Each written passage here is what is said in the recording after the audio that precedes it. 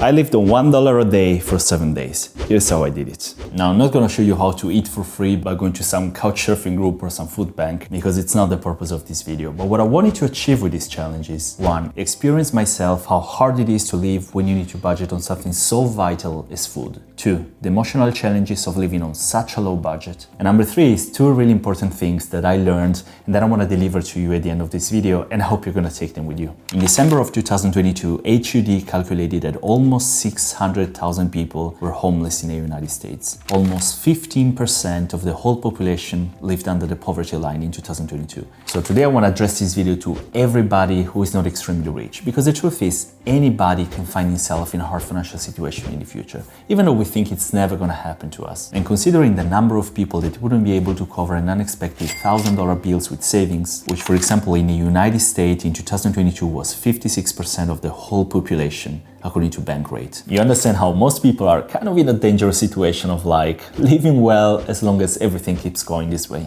Living on $1 a day for a total of $7 in a week is freaking hard. So to cut myself some slack, since I'm gonna live in this apartment the whole week, I decided to not consider the cost for electricity in the $7 because it'd be literally impossible. But I didn't turn the heating on, and I promise I kept energy consumption to the minimum. I actually had a couple of situations in which usually I would have bought something, when instead I had to fix the problem myself like MacGyver. You know MacGyver, right? The old series?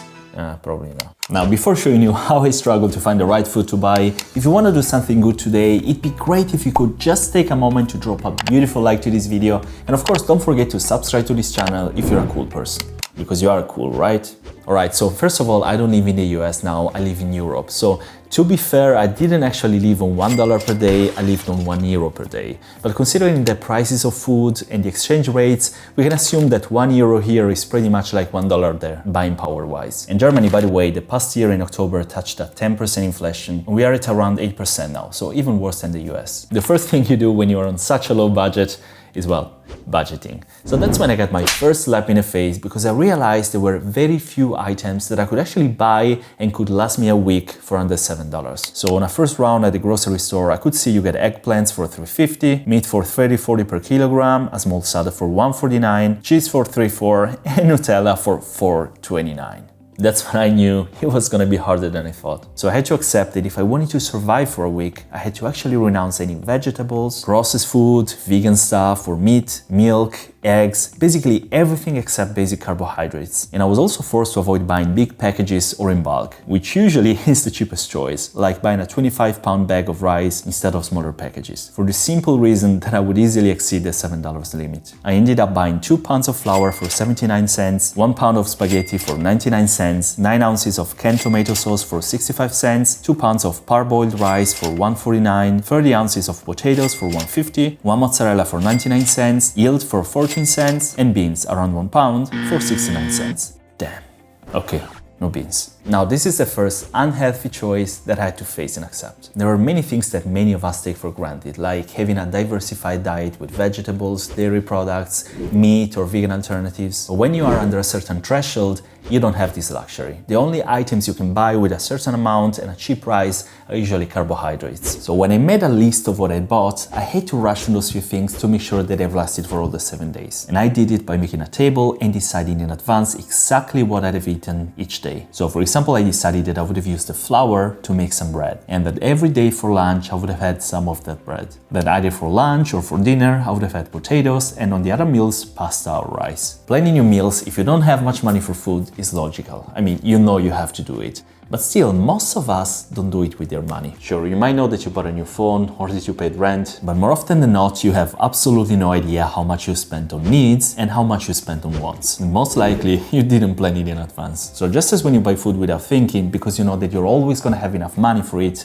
in the same way, most people buy all the other stuff without thinking, because they think that the money is always gonna be there when they need it. We've seen this here, how many people are getting laid off from every company, even big companies like Google or Amazon. And this should show you that having a salary today doesn't mean having a salary tomorrow. So I believe we should all be more conscious about how we deal with money. And that's why I started this YouTube channel about personal finance and investing, to which you are very welcome to subscribe if you want to learn these topics in an easy way. But now let's see how day one went. On day one, I woke up and just like any other day of that week, I didn't do any training at all because I needed to preserve energy. So the first thing I did early in the morning was using around 700 grams of flour together with a little bit of yield to make some bread. I had to let it rise for some hours, but after that and half an hour in the oven, I got my beautiful loaf of bread. Now the first rule when you're on a budget is to never waste food.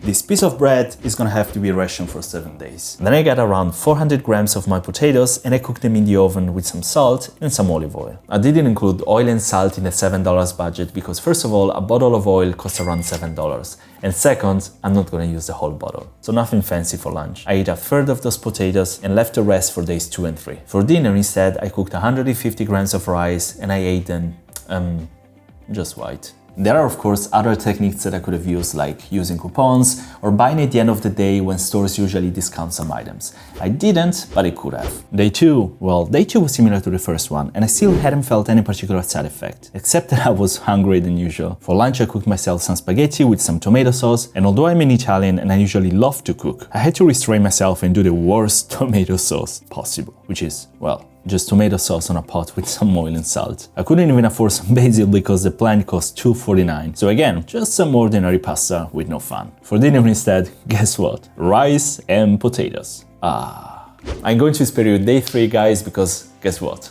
It was exactly identical to day 2, except that I was a bit more hungry and I started to think about eating some chairs and cheating on the video. But don't worry, I didn't do it. Day 3 passed and 4 was still to go. Now, when I started the challenge, the only thing I could notice was that I was hungry. Of course, I wasn't eating as much as I was used to. But what I started to notice on day 3 is that I was feeling extremely tired and weak. Literally, I felt like I constantly needed to sit down, and I didn't really sleep as well as usual. But what I noticed most of all, and unfortunately my wife did too, was that I was always kind of nervous and stressed. And I understand why. Although having a lot of money is never gonna make you happy, that's true, but having little money is terrible under all possible aspects. I mean, it's not just that you're hungry, it's the whole stress you develop, the anxiety, the whole bunch of sacrifices you constantly need to do, and even just the fact that you know that you're not allowed to have any expensive problems, because otherwise it's the end of the world, like a car breakdown or a bad sickness or an injury at work. I mean, that's just terrible. That's why we believe that way too many people underestimate this, and they live day by day. They consider the salary like what you're supposed to spend every month, while instead the inflation grows much faster than your paycheck. So don't simply count on your salary. Learn how to manage your finances, start saving, start investing, because believe me, this is gonna make your life so much easier. But now, let's get to the last days. The days 4, 5, and 6, I kept eating pretty much the same things. The side effects got worse, I started feeling bloated, and I was just incredibly tired the whole time. I haven't slept well one single night, and I always felt kind of moody and nervous. I don't know if because of the carbs or because I wasn't eating enough, but I was also distracted and I couldn't really focus much. One other thing that I noticed by doing this challenge was how much having little money affects your personal relationships and social life. I mean, it's clear that it does, but for many people, going out with friends is just a question of, are you up to it or not? But I guess there are many people that are not necessarily poor, but still they have to think a lot and carefully before going out, because right now prices for dining out or even getting some drinks are up to the roof nowadays. And speaking about crazy prices for something that is actually pretty cheap, the day number 7, for dinner, I finally did what I was actually craving for the whole week: pizza. Pizza is so simple, so tasty and so cheap to make that I always wonder why it's getting so expensive to buy one. Eccola qua, una bella pizza e tutto ciò che vi serve è farina, acqua, olio, sugo, lievito e mozzarella e basilico. Ma non potevo prenderlo. Now, I told you that I wanted to give you 2 messages that I believe are extremely important, and I had a chance to think a lot about that during the challenge. And the first one, I kind of mentioned it already. The whole purpose of this experiment for me was to show you that all of us have to learn how to manage their finances. Almost all of my friends have good salaries and they don't really have money problems, but still none of them really knows how to deal with their finances. And it's a shame because no matter how much money you make, years go by and you still find yourself with little money, stress and sacrifices to make. So if you'd like to know more about personal finance, investing or business, consider subscribing to my channel, because my mission is to make all these topics available to everybody in a simple way. So I'd be glad to be able to help you in any way I can. And the second message I want to give you is about how, in my opinion, you should consider each purchase you make. And this is the so-called opportunity cost. Let's say, for example, that you want to buy a $1,000 phone.